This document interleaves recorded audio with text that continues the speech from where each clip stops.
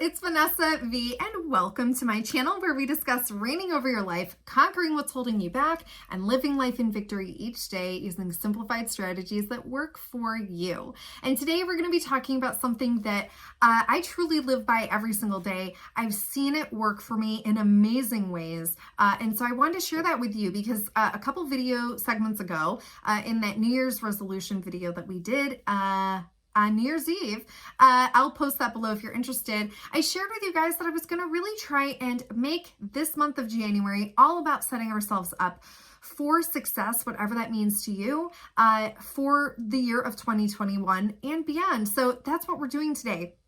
I just painted my nails. So the fumes are a little distracting me right now, but anyway, if I seem a little foggy like right now, that's why. Also, I burned myself on Christmas morning pouring melted sugar. Wear gloves, friends. Okay, so that's what that's for. Anyway, so yeah, the one word that can change your life. Now, I discovered this at the end of 2018. There were goals that I had in mind that I just hadn't followed through with that year. Or I hadn't even done. And I was like, why not? You know, rationally, I was like, these goals are really important to do. Why didn't I do them? And if you have PTSD, you probably are in the same boat that I am, where it's your number one job, right? Walking through your post-traumatic stress disorder is your number one goal. It's your number one focus, and it has to be your job, and it takes up most of your time, and it does for me, and I hate it, and I still try and work through that every single day, as you probably do as well. But I also have a career, and I have goals, and I want to live my life despite that trauma or you know, whatever's holding me back that has to do with that. And there were certain goals that were career related that I just wasn't doing. So I thought to myself, okay, what's the common theme? What's the common thread for all of them? And I realized, and it may not be a shocker for you, but it was for me, that it was fear. If I had to pick one word, that was what was linking all of them together. And we talk a lot about how the brain reacts to fear triggers and danger triggers on this channel. And I think because I just wasn't paying attention at that time to why, I just knew, oh, nope, I don't want, that doesn't feel good, I'm not going to do that kind of thing. Or I was avoiding things or putting things off. But I wasn't really investigating. And finally, at the end of that year, I did. I investigated it. And I sort of went like, okay, well, if fear is the common theme, what's the opposite word of fear? Maybe that'll help. And it did. For me at the time, the opposite of fear for me in these situations was the word bravery.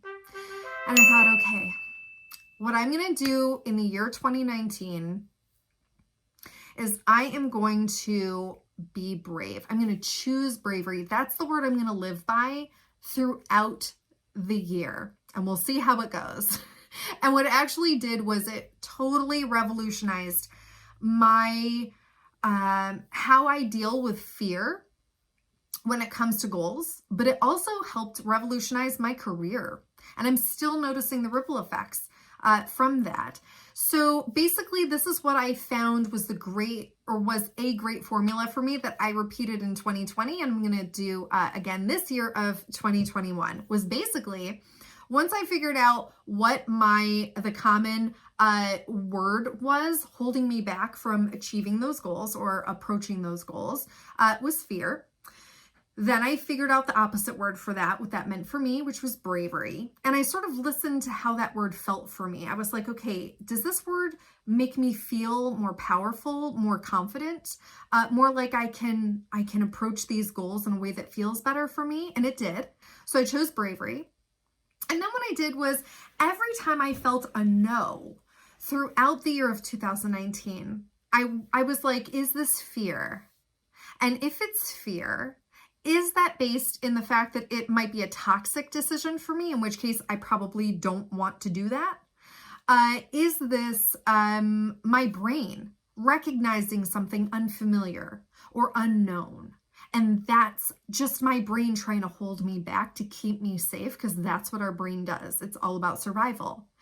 Is this actually probably a good decision, but my brain is trying to keep me from it?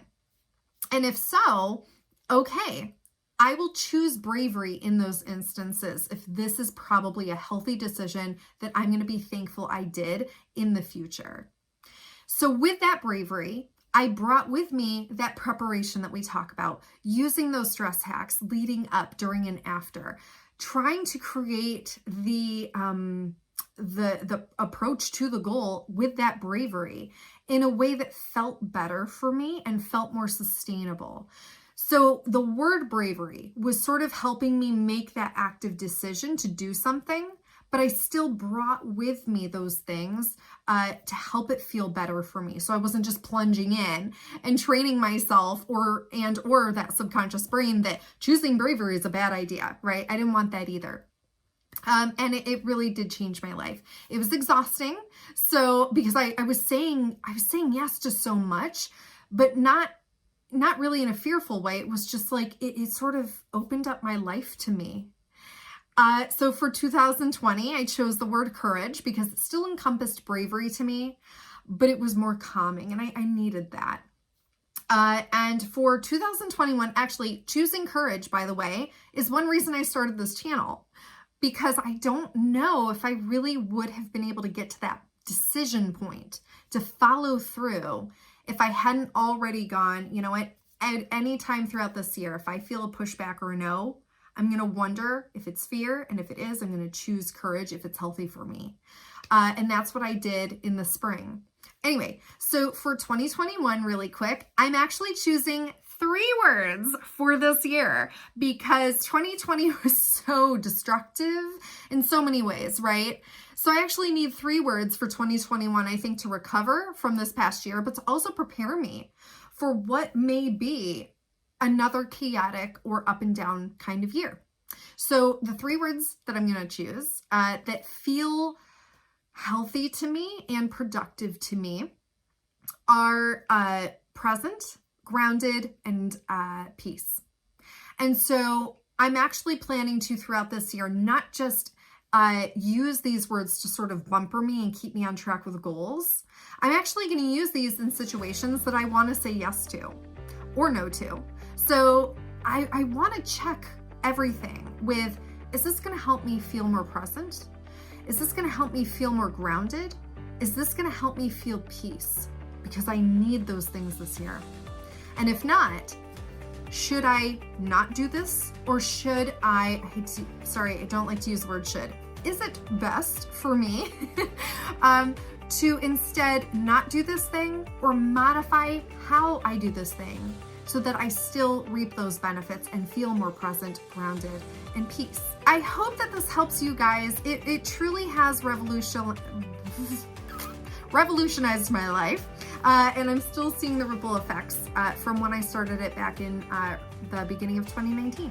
So feel free to post below what you think your word for this upcoming year is going to be for you. I would love to see it. And I can't wait to see you guys next week. Have a wonderful week. I'm sending you love and amazing vibes, and I'll see you next time. All right, bye. See ya.